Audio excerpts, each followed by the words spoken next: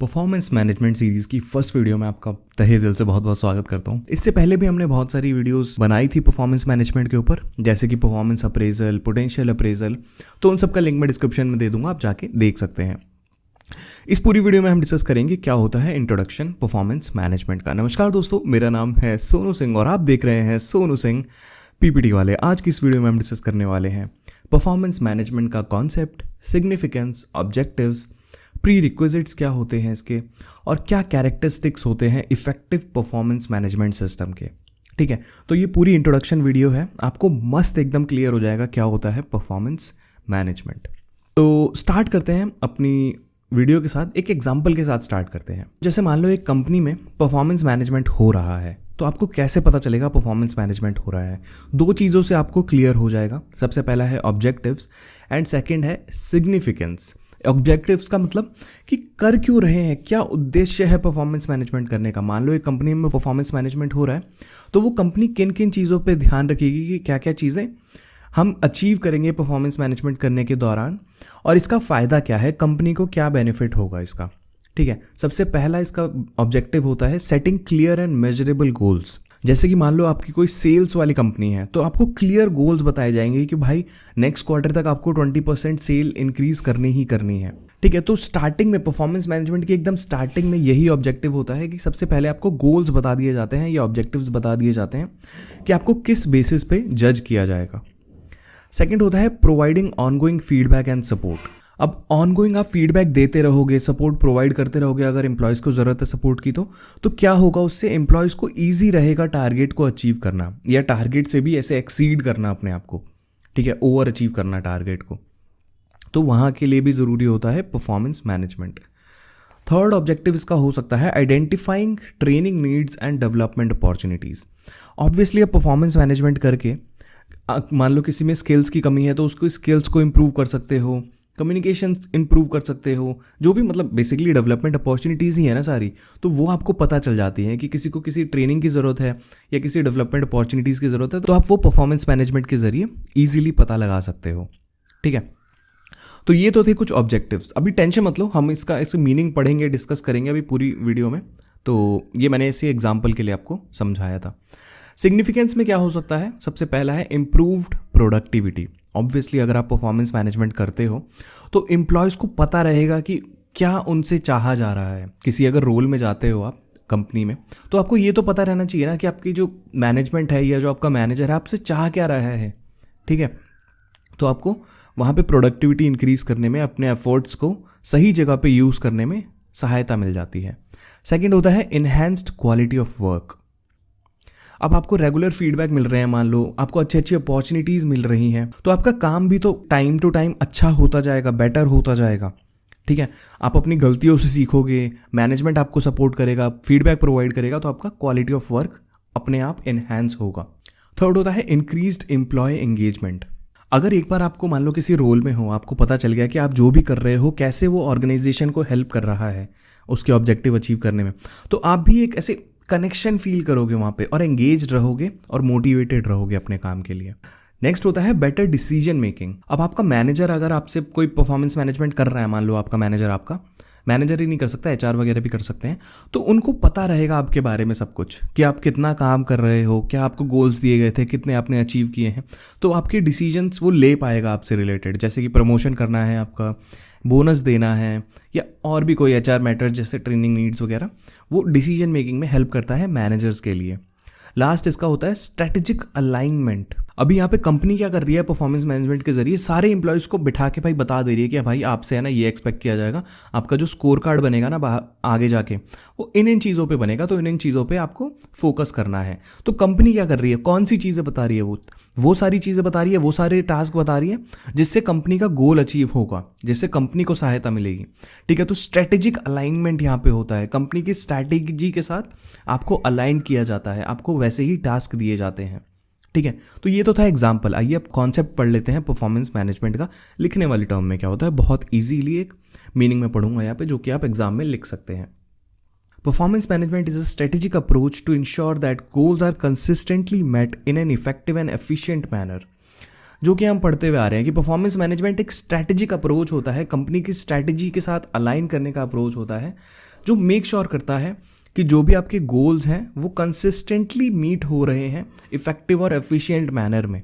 ठीक है, आपकी जो परफॉर्मेंस है उसको मॉनिटर करना होता है परफॉर्मेंस मैनेजमेंट, कि आप कितने गोल अचीव कर रहे हो। It's not just about appraisals, it encompasses the entire cycle from planning and goal setting, monitoring performance, developing the capacity to perform, rating performance and rewarding good performance. देखो यहाँ पे बहुत सारे इसके कैरेक्टरिस्टिक्स लिखे हुए हैं कि परफॉर्मेंस मैनेजमेंट को ज़्यादातर लोग क्या बोलते हैं कि भाई अप्रेजल के लिए ही यूज़ होता है, कि कितने % आपका इंक्रीमेंट करना है उसके लिए यूज़ होता है। नहीं भाई, ऐसा नहीं है।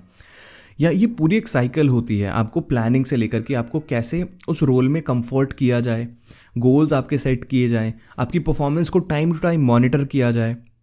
ठीक है, अगर आप कोई पर्टिकुलर चीज़ परफॉर्म नहीं कर पा रहे हो तो आपकी कैपेसिटी को कैसे बढ़ाया जाए। ठीक है, आपकी परफॉर्मेंस को रेट किया जाए, उसके बाद जाके आपका अप्रेजल या जो भी आपका इंक्रीमेंट वगैरह है उसको रिवॉर्ड किया जाए। ठीक है, तो परफॉर्मेंस मैनेजमेंट बस अप्रेजल नहीं होता है, परफॉर्मेंस मैनेजमेंट का एक छोटा सा पार्ट होता है परफॉर्मेंस अप्रेजल। ठीक है, this approach emphasizes the importance of alignment between individual objectives and the strategic objectives of the organization, thus fostering a culture of continuous improvement and personal development. ठीक है, अब परफॉर्मेंस मैनेजमेंट एक ऐसी approach होती है जो आपके इंडिविजुअल ऑब्जेक्टिव्स को भी देखती है। जैसे मान लो आपकी कंपनी में कोई एम्प्लॉयज़ हैं तो एम्प्लॉयज़ के क्या क्या गोल्स हैं, वो क्या अचीव करना चाहते हैं, उनको भी देखती है, और जो कंपनी के या ऑर्गेनाइजेशन के गोल्स हैं उनको भी देखती है, और उनके बीच में एक अलाइनमेंट सेट करती है कि कैसे आप अपने गोल्स को भी अचीव करते हुए कंपनी के गोल्स को अचीव कर सकते हो। जिससे क्या होता है, कॉन्टिन्यूस इंप्रूवमेंट का कल्चर बनता है। कॉन्टिन्यूस इंप्रूवमेंट आपने बहुत पढ़ा होगा, कंपनीज में होता है कि डे बाय डे वो बेहतर होते रहते हैं, कॉन्टिन्यूस इंप्रूवमेंट होती रहती है उस कंपनी में। और वो कैसे होगी, जब एम्प्लॉयज़ अपने गोल्स को अचीव करेंगे और जिसके ज़रिए ऑर्गेनाइजेशन के गोल्स भी अचीव हो पाएंगे। तो ये तो था कॉन्सेप्ट परफॉर्मेंस मैनेजमेंट का। अभी मेरे दिमाग में कुछ ऐसे 2-3 क्वेश्चंस आ रहे हैं। परफॉर्मेंस मैनेजमेंट कौन करता है?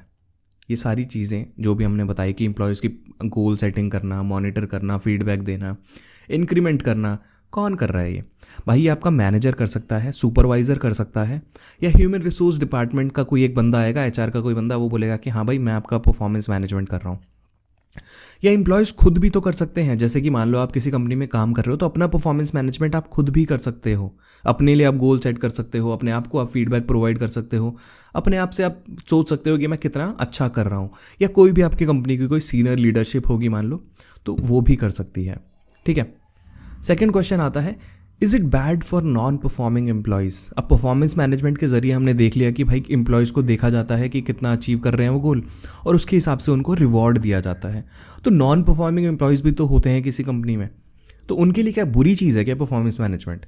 बुरी चीज़ नहीं बोलूँगा मैं, चैलेंजिंग चीज़ है। तो उसको ऐसे बैड नहीं बोलना चाहिए, इसको चैलेंजिंग बोलना चाहिए। अगर वो अपने गोल्स मीट नहीं कर रहे हैं तो it will be challenging for them for future. ठीक है, तो यहाँ पे क्या होगा, नॉन परफॉर्मिंग एम्प्लॉयज़ के लिए एरियाज ऑफ इम्प्रूवमेंट पता चलेंगे। ठीक है, और मैनेजर्स क्या करेंगे, उनको सपोर्ट और डेवलपमेंट अपॉर्चुनिटीज़ प्रोवाइड कर सकते हैं, ओपन डायलॉग एनकरेज कर सकते हैं कि अगर उनको कोई ऐसे दिक्कत परेशानी हो रही है और वो बता नहीं पा रहे हैं, जैसे कि आप लोग भी नहीं बताते कमेंट सेक्शन में, आपको कोई दिक्कत होती है तो सीधा वीडियो को डिसलाइक कर देते हो। तो ऐसा मत करा करो, अगर वीडियो डिसलाइक कर रहे हो ना तो कमेंट सेक्शन में आप 1-2 लाइन लिख दिया करो कि क्या इंप्रूव हो सकता है इस वीडियो में। तो ऐसे ही मैनेजर्स अपने एम्प्लॉयज़ के लिए ओपन डायलॉग एनकरेज कर सकते हैं कि कभी भी वो आके उनसे बात कर सकते हैं किसी भी टॉपिक पे, अगर उनको कुछ शेयर करना है तो। ठीक है, तो ये नॉन परफॉर्मिंग एम्प्लॉयज़ के लिए बैड नहीं होता है, चैलेंजिंग होता है, जिसको आप ओवरकम कर सकते हो easily. What if we don't manage performance? Performance management का पूरा कॉन्सेप्ट ही हटा दिया जाए किसी ऑर्गेनाइजेशन से, तो सोचो क्या होगा कि परफॉर्मेंस मैनेज ही नहीं कर रहे भाई, जिसको जैसा काम करना है, वी ट्रस्ट आवर एम्प्लॉयज़, ऐसे अगर आप बोल रहे हो तो भाई बहुत सारी दिक्कतें आ सकती हैं। जैसे रिड्यूस्ड प्रोडक्टिविटी, जो हमने सिग्निफिकेंस में पढ़ा था ना, उसका ही पूरा ऑपोजिट है। आपकी एम्प्लॉयज़ की प्रोडक्टिविटी डाउन हो सकती है अगर आपकी परफॉर्मेंस मैनेजमेंट नहीं करोगे तो आप। क्वालिटी ऑफ वर्क ख़राब हो सकता है, जिस क्वालिटी का वो काम कर सकते हैं वो नहीं करेंगे वो काम। एम्प्लॉय एंगेजमेंट और मोराल डाउन हो सकता है, उनको पता ही नहीं चलेगा भाई कितना भी अच्छा काम कर लो, कोई मैनेज करने वाला तो है नहीं, कोई देखने वाला तो है नहीं, तो मोराल डाउन हो सकता है। रिटेंशन इश्यूज़ हो सकते हैं, वो छोड़ के जा सकते हैं आपकी कंपनी, बोलेंगे भाई इस कंपनी में मज़ा नहीं आ रहा, परफॉर्मेंस मैनेजमेंट नहीं करती है कंपनी। और सबसे इम्पॉर्टेंट चीज़, आप ऑर्गेनाइजेशन के गोल्स को मिस कर सकते हो, ठीक है। तो परफॉर्मेंस मैनेजमेंट बहुत ज़रूरी होता है भाई, इसको नहीं छोड़ना चाहिए।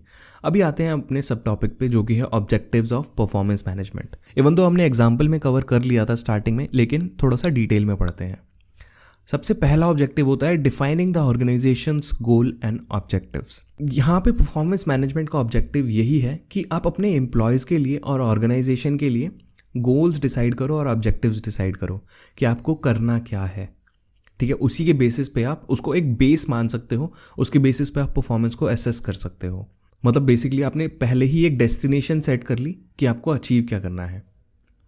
सेकंड होता है clarifying expectations for employees and managers.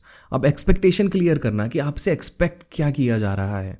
Employees को पहले ही बिठा दिया भाई, बोला कि आने वाले हैं ना 3-4 महीने में या क्वार्टर में आपसे ये एक्सपेक्ट किया जा रहा है और इसके बेसिस पे आपको जज किया जाएगा। बेसिकली किसी भी गेम को स्टार्ट करने से पहले, जैसे क्रिकेट को स्टार्ट करने से पहले से रूल्स बताते हैं ना कि हाँ भाई ये सारे सर्टेन रूल्स हैं, इसके दायरे में आपको खेलना है गेम। उसके बाद आता है सेटिंग परफॉर्मेंस स्टैंडर्ड। अब यहाँ पे जैसे कि मान लो कोई स्कोर कार्ड ले आए आप, ठीक है, ताकि किस बेसिस पे आप जज करोगे क्या स्टैंडर्ड है। मान लो कस्टमर सर्विस का एक एग्जांपल लो कि कस्टमर्स का फीडबैक आपको 70% पॉजिटिव फीडबैक होना चाहिए, नहीं तो आप अच्छा काम नहीं कर रहे हो।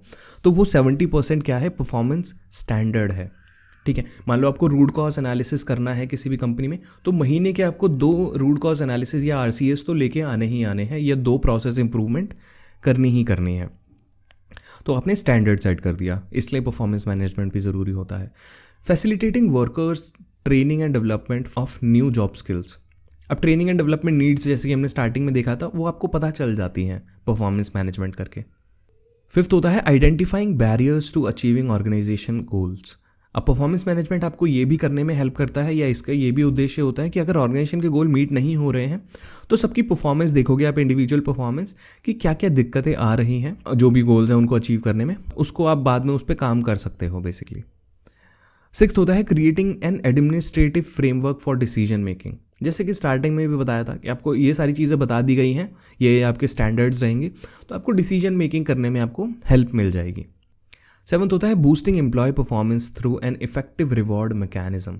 अब परफॉर्मेंस मैनेजमेंट में रिवॉर्ड मैकेनिज्म होना बहुत ज़रूरी है, ताकि एम्प्लॉयज़ ऐसे मोटिवेटेड फील करते रहें और काम को अच्छे तरीके से करते रहें। और इसमें आप क्या कर सकते हो, रिवॉर्ड मैकेनिज्म में ट्रॉफीज़ दे सकते हो, मेडल्स दे सकते हो, अमेज़ॉन के गिफ्ट कार्ड्स दे सकते हो, जो कि आजकल कंपनियां दे रही हैं। एट्थ होता है increasing job satisfaction and employee retention. बिल्कुल सही बात है, परफॉर्मेंस मैनेजमेंट का सबसे जो एम्प्लॉय के पर्सपेक्टिव से ऑब्जेक्टिव होना चाहिए ना, वो यही होना चाहिए कि जो भी आप जॉब कर रहे हो उसमें आप सेटिस्फाई हो, वैल्यूड फील कर रहे हो, ठीक है, और एम्प्लॉय रिटेंशन आप बरकरार रखो उसमें। अभी देख लेते हैं क्या होता है pre requisites of performance management. Pre requisites का मतलब क्या रिक्वायरमेंट्स होती हैं परफॉर्मेंस मैनेजमेंट से करने से पहले आपको किन किन बातों का ध्यान रखना चाहिए कि ये चीज़ होनी ही होनी चाहिए। सबसे पहला और मोस्ट इंपॉर्टेंट है ट्रांसपेरेंसी। अब ट्रांसपेरेंसी होनी चाहिए आपके परफॉर्मेंस मैनेजमेंट में। जो भी आप चीज़ कलेक्ट कर रहे हो, जो भी आप डिसीजन ले रहे हो, वो क्लियर होने चाहिए कि आप बायसनेस नहीं दिखा रहे हो उसमें, ठीक है। और सारे एम्प्लॉयज़ से ओपन होना चाहिए, ऐसे फेवरेटिज्म वगैरह नहीं होना चाहिए जो कि आजकल कंपनीज में अक्सर देखा जाता है, ठीक है। ट्रांसपेरेंसी से क्या होगा, एम्प्लॉयज़ के बीच में ट्रस्ट पैदा होगा अपने मैनेजर के लिए, अपनी कंपनी के लिए, और उनको फेयरनेस दिखेगी सिस्टम में। सेकंड होता है क्लियर ऑर्गेनाइजेशनल ऑब्जेक्टिव्स।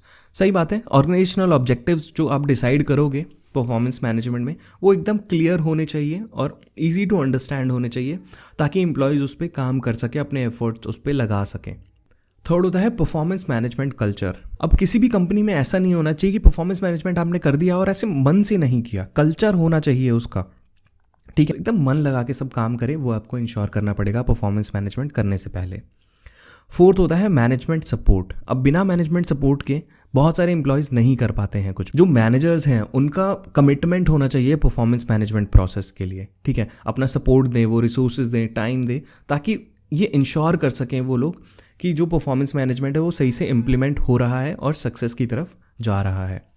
फिफ्थ होता है कल्चरल अलाइनमेंट। अब ऑर्गेनाइजेशन के जो गोल्स हैं, जो वैल्यूज़ हैं, उसमें ऐड करो आप परफॉर्मेंस मैनेजमेंट सिस्टम को, ठीक है। जो भी आपकी कोर वैल्यूज़ हैं ऑर्गेनाइजेशन की, जो भी आपका कल्चर है, ठीक है, हर एक बंदे में पता चलना चाहिए कि मतलब they are valued by the company. Sixth होता है एम्प्लॉय इन्वॉल्वमेंट। अब एम्प्लॉय का भी इन्वॉल्वमेंट, अभी तक हमने देख लिया कि मैनेजर का कैसे इन्वॉल्वमेंट होना चाहिए, कैसे कंपनी का लीडरशिप का इन्वॉल्वमेंट होना चाहिए, एम्प्लॉय का भी इन्वॉल्वमेंट उतना ही ज़रूरी है, ठीक है। नहीं तो आप कितना भी फीडबैक देते रहो, वो लोग काम नहीं करेंगे तो वो नहीं करेंगे। तो आपको मेक श्योर करना पड़ेगा कि एम्प्लॉयज़ बहुत ज़्यादा अलाइंड हैं परफॉर्मेंस मैनेजमेंट सिस्टम लाने के लिए। सेवंथ होता है डिफाइंड परफॉर्मेंस मेजर्स।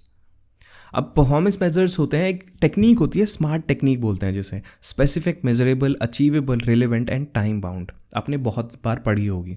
तो जो भी आप गोल सेट कर रहे हो ना, वो इस टेक्निक के ज़रिए ही सेट करो ताकि अच्छे से आप भी एसेस कर पाओ उन गोल्स को और एम्प्लॉयज़ को भी समझने में दिक्कत ना हो। स्पेसिफिक होना चाहिए आपका गोल, मेजरेबल होना चाहिए ताकि आप मेजर कर सको, अचीवेबल होना चाहिए ऑब्वियसली एम्प्लॉयज़ के पर्सपेक्टिव से, रेलेवेंट होना चाहिए, कोई इररिलेवेंट गोल नहीं बनाओ, और टाइम बाउंड होना चाहिए कि आपको कब से कब तक उस चीज़ को करके देना है। नेक्स्ट होता है effective communication.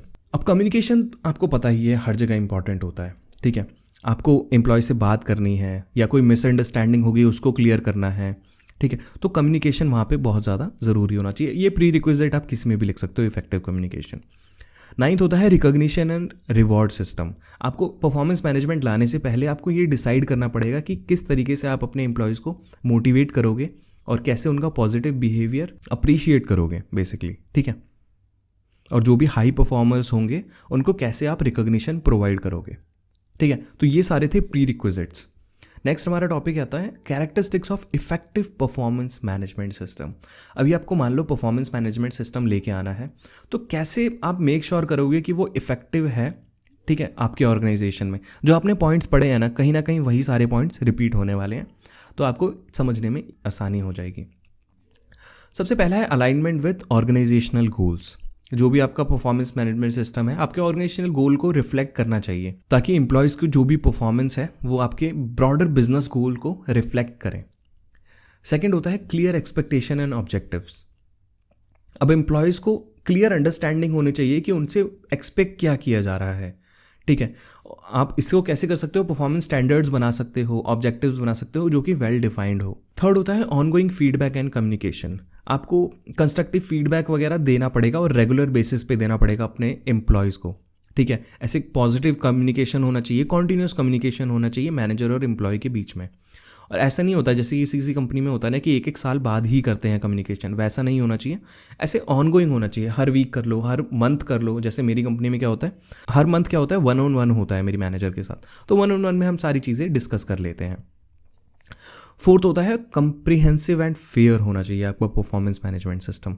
Comprehensive and fair का मतलब आपके परफॉर्मेंस के सारे एस्पेक्ट्स को वो इवेल्युएट करे, ठीक है। आपके एस्पेक्ट को, सारे एस्पेक्ट को वो शो करे। तो कंप्रीहेंसिव होना चाहिए और फेयर होना चाहिए, जैसे कि हमने पीछे पढ़ा था। ऐसे फेयरनेस होनी चाहिए और ऐसे ट्रांसपेरेंसी होनी चाहिए। फिफ्थ होता है एम्प्लॉय डेवलपमेंट फोकस। जो फोकस होना चाहिए वो एम्प्लॉय के डेवलपमेंट पे होना चाहिए, ठीक है। अपॉर्चुनिटीज़ प्रोवाइड करना, एम्प्लॉयज़ को हेल्प करना, उनकी परफॉर्मेंस को इम्प्रूव करना बेसिकली। सिक्स्थ होता है रिकॉग्निशन एंड रिवॉर्ड। ऑब्वियसली आपको रिवॉर्ड एंड रिकॉग्निशन एक बनाना पड़ेगा। जो भी हाई परफॉर्मिंग एम्प्लॉयज़ होंगे उनका पॉजिटिव बिहेवियर रहे, उनको ऐसे मोटिवेटेड फील रहे, उसके लिए। सेवंथ होता है the system should be easy to use. ऐसे कॉम्प्लेक्स सा सिस्टम मत बनाओ, ईजी टू बनाओ, ऐसे बर्डन ना लगे किसी के ऊपर और मैनेजर्स और एम्प्लॉय इजीली उसको यूज़ कर सकें। जैसे कि हमारे अमेजॉन में होता है फोर्टे होता है परफॉर्मेंस मैनेजमेंट सिस्टम, तो वो बहुत इजी टू यूज़ है। मैनेजर वहाँ पे कमेंट्स दे देता है अपने, आपके जो भी एरियाज ऑफ इंप्रूवमेंट है, ग्रोथ एरियाज है, वो सारे लिख देता है। तो इजी टू यूज़ होना चाहिए बेसिकली। फ्लैक्सिबल होना चाहिए, अडेप्टेबल होना चाहिए। अगर मान लो कुछ चेंज की ज़रूरत होगी तो वो चेंज हो जाना चाहिए उस सिस्टम में आराम से, और एम्प्लॉयज़ की नीड्स के हिसाब से वो अडेप्ट होना चाहिए। डेटा ड्रिवन होना चाहिए, ऑब्वियसली उसमें डेटा के बेसिस पे ही आप डिसीजन लोगे, तो डेटा वहाँ पे यूज़ होना चाहिए। आजकल डेटा बहुत ज़्यादा यूज़ हो रहा है। डेटा क्या हो सकता है, मैट्रिक्स वगैरह हो सकती हैं, बहुत सारी चीज़ें हो सकती हैं। तो डेटा ड्रिवन डिसीजंस वहाँ से आप ले सको, वैसा होना चाहिए। लास्ट होता है पार्टिसिपेटरी अप्रोच।